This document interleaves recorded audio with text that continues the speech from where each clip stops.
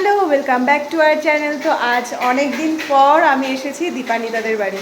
আর আমার মুখের অবস্থা কিন্তু খুবই খারাপ। দিল্লি থেকে আসার পর আমি জানি না কী হয়েছে, জ্বর, তার সাথে তো এগুলো আছেই। আর এই যে ম্যাডামের সাথে অনেক অনেক অনেক অনেক দিন পর দেখা হলো। ফ্যানটা একটু বন্ধ করে দে না, নইলে আওয়াজটা শোনা যায় না, হালকা 5 মিনিটের জন্য। তো ম্যাডাম আসুন, ম্যাডামের সাথে অনেক দিন পর দেখা হলো, তাই একটু খাওয়া দাওয়া হবে। আর খাওয়া দাওয়ায় কি রান্না করেছিস আমার জন্য স্পেশাল? বল। Only mutton. মাটন আর ভাত। এই ওই চিংড়িটা। ও হ্যাঁ, চিংড়িটাও করবো। আর চিংড়িটা আছে, চিংড়িটা আমি করব। এই যে এখানে হচ্ছে আলু ফ্রাই হচ্ছে। আর এই যে ম্যাডাম, তো আজকে দুপুর থেকে শুরু হয়ে গেছে, সন্ধ্যে পর্যন্ত হবে এলাহি আয়োজন। তো এরকম পিকনিকে তোমরা চাইলে জয়েন করতে পারো। চলে এসে তাড়াতাড়ি। হ্যাঁ, টাটা। তো চলো দেখে নিই রান্নাগুলো কত দূরে গেল। এখানে আলুগুলো দিয়ে দিয়েছি, আর আমি এখানে আর একটা কড়াই চাপিয়ে দিয়েছি চিংড়ি মাছটা করবো জন্য। ব্যাস, তেল না জল ব্যাস। দে। আর মাছগুলো এর মধ্যে দিয়ে দিচ্ছি। Oh my God! কড়াইটা বেশি পেতে গেছে।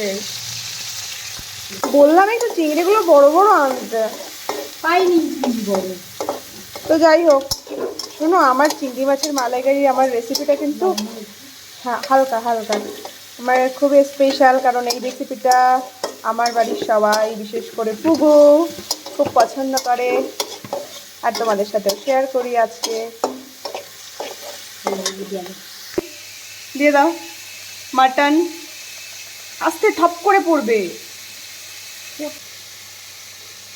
এবার চলে যাচ্ছি মাটন, পুরো ম্যারিনেট করা ছিল আমাদের মাটন, সমস্ত কিছু দিয়ে।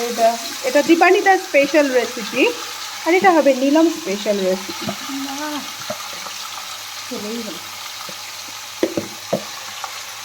পরে দিয়ে দিচ্ছি গোটা এলাচ। ছাড়, তেলটা পুড়ে যাচ্ছে। ওই দারচিনি একসাথে দে, এত এবার মশলাটা দিয়ে দে।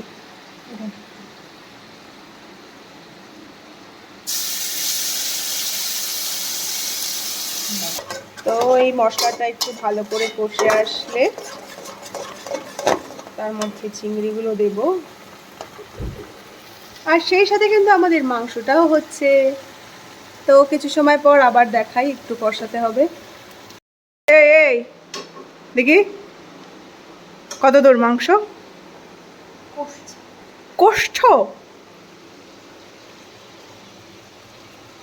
চিংড়ি মাংস, মাংস চিংড়ি। যারা খাবে আসো তিংড়ি বিংড়ি করতে করতে।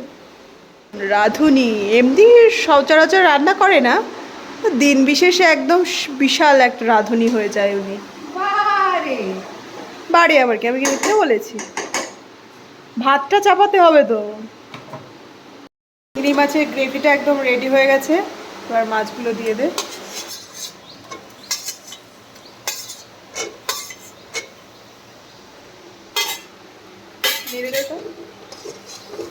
ব্যাস ব্যাস ব্যাস, ছাড়।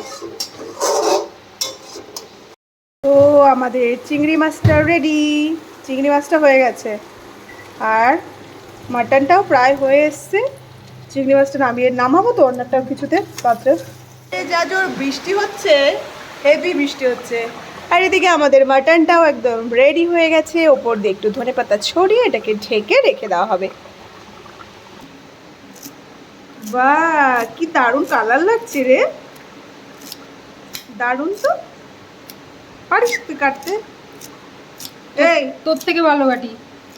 আমার থেকে ভালো কেন, তুই সবার থেকে ভালো কর, কোনো অসুবিধা নেই আমার। চলো এবার এটাকে এর প্লেসমেন্টটা ঠিকঠাক জায়গায় করে নিই। বোধহয় ক্যামেরাটা পজ করেই আমি ধনেপাতা কাটলাম। হ্যাঁ, দিয়ে দে দিয়ে দে, ওপর থেকে সুন্দর করে ছড়িয়ে।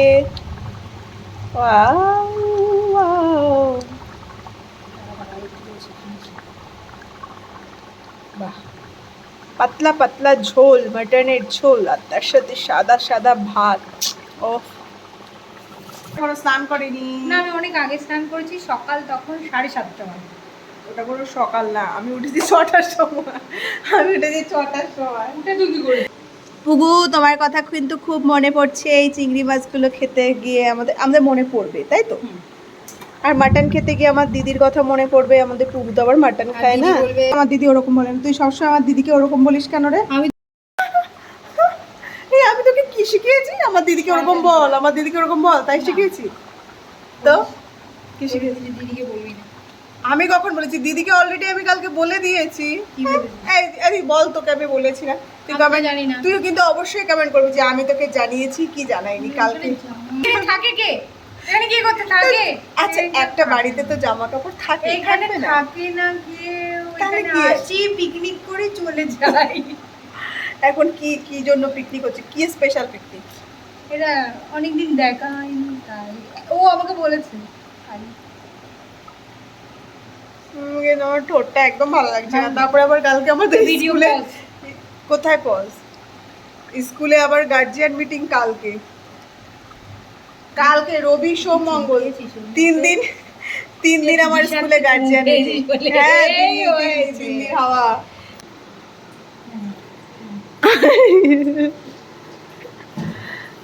ইয়ে রাম, কি আনহাইজিনিক দেখো, নোংরা জিনিসপত্র জানালা দিয়ে বাইরে ফেলে দেয়।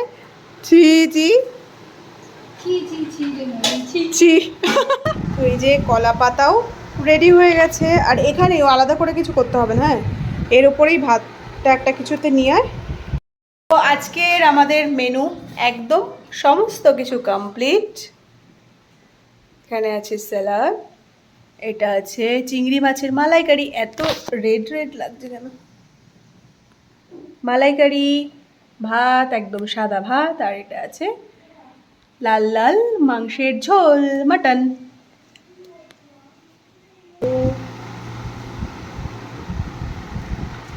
ভাত, ও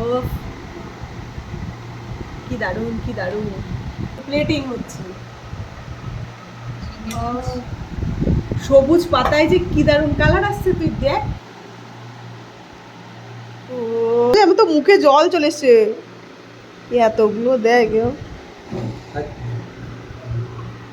ও চলো চলো চলো, এবার খাওয়া যাক। আর তোমরাও খেতে বসে পড়ো, আমিও খেতে বসি।